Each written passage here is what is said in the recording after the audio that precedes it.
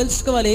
ఆత్మీయమైన స్థితిలో ఎంత రిచ్గా ఉన్నానో, ఆత్మీయమైన స్థితిలో ఎంత నేను సంపాదించానో అన్న విషయాన్ని ప్రతి ఒక్కరు కూడా తెలుసుకోవాలి, ప్రతి ఒక్కరు కూడా జ్ఞాపకం చేసుకోవాలి. అర్థమవుతుంది కదండి. ఇక్కడ చూడగలిగినట్లయితే ఆయన చెప్పేది ఏంటో తెలుసా, మన ఆత్మీయమైన జీవితంలో వర్ధిల్లుచున్న కొద్దీ ఈ లోకములో కూడా దేవుడు తన చిత్తానుసారముగా మనలను వర్ధిల్లింపజేస్తాడు అన్న సత్యాన్ని ఈరోజు మనం తెలుసుకోవాలి.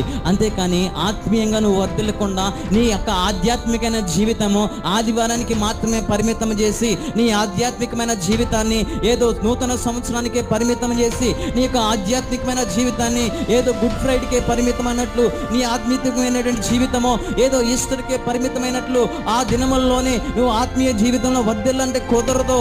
ఇక్కడ వాక్యం ద్వారా దేవుడు తెలియజేస్తున్నాడు. ఏమని చెప్తున్నాడో తెలుసా, ఇదిగో నీ ఆత్మీయమైన జీవితంలో వర్ధిల్లుచున్న కొద్దీ ఈ లోకంలో కూడా దేవుడు తన చిత్తానుసారంగా నిన్ను వర్ధిల్లింపజేస్తాడు.